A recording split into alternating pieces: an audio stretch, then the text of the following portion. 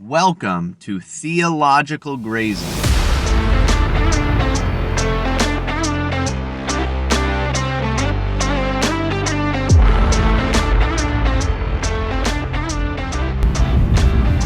The church is an organism more than it is a machine. I know that this kind of idea just permeates almost everything that I talk about. Maybe it'll just be old hat at this point.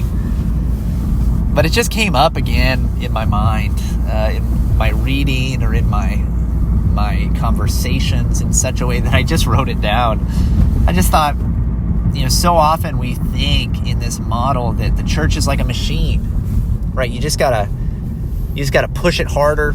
You just gotta replace some parts, and then it just works faster. You just keep pushing for some kind of efficiency, but it's all down to these certain calculations and models, and you do this and here's the output. And that just is cold and like death. It's sterile. But the church is much more an organism, right? A living thing. It is a body. We're told it's the planting of the Lord.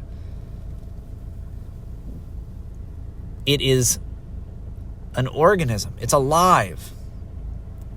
And what that tells us is that, there's going to be things like, say, when you think about like church growth. Well, if you want healthy long-term growth in an organism that usually takes time, right? Those things which last longest take longest. It usually takes time, and it takes just a slow absorption of those things necessary for growth. A slow absorption of nutrients. A slow absorption of that which is life-giving, which for the church is the word and sacrament and prayer.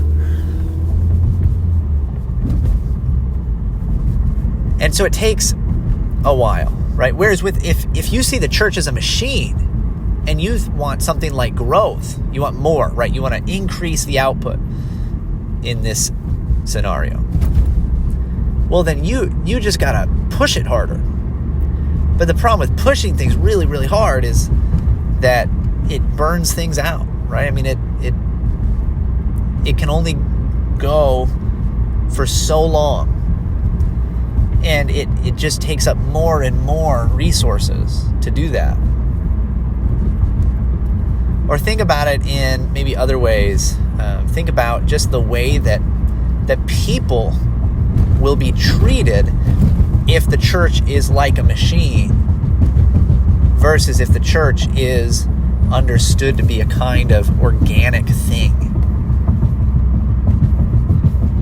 It's something that is organic. It's much more relational by nature. It's much more interpersonal. It's not going to, cast people aside with cold indifference. And it's flexible. This is the thing about the natural, world, about organisms, is they are very flexible. Right? When you think about a person, for instance, right? The human body. The human body is incredible with its flexibility and how it can live on, various kinds of diets. And it can, live in all kinds of different environments. And because that it has potential that may not be used in every single expression, right? It may not be used in every single location. So the body has the ability to handle extreme amounts of cold. But people that are living in, Puerto Rico are not going to experience that. They're not going to have to, right? Because it's just that the environment they're in, they don't necessarily have to go through that. Whereas, the body can also stand extreme temperatures, extreme high temperatures, heat. But people that live in Siberia are not, experiencing that all the time. If you live in Wisconsin, by the way, we get both. We get a little bit of everything. But, again, there's just tremendous flexibility. Diet, environment, so many other things.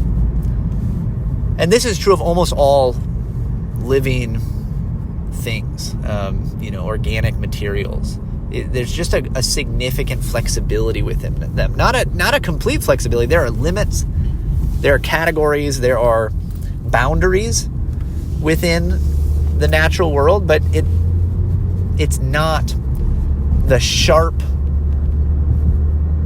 divisions that you have to have in, say, a more mechanized situation. So again, this is, more the organic model. If you think of the church as a machine, right? All of a sudden you have sharp edges, right? You have parts that are not interchangeable in any way. You have pieces that have to do exactly the right thing all the time in the exact same way, or it all falls apart, right? If one little screw comes out, you're going to start to run into problems, right? If one little piece of it stops moving the way it's supposed to, all of a sudden everything shuts down. Everything is a problem. And so you have to have a rigidity in how you approach people and how you approach shepherding and how you approach preaching and how you approach everything. It becomes bureaucratic and it becomes completely depersonalized because people are not generally going to fit into such a mechanized system. And that's a problem, right? This is a problem.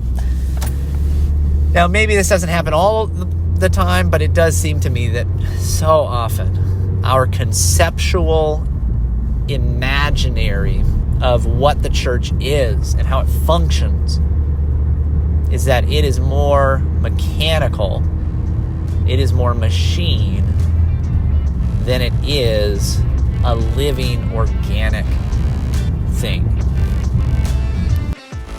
Well, that's all, folks. If you could help me out, rate and review this podcast, share it with a friend, go ahead and email me if you have any questions. We're out.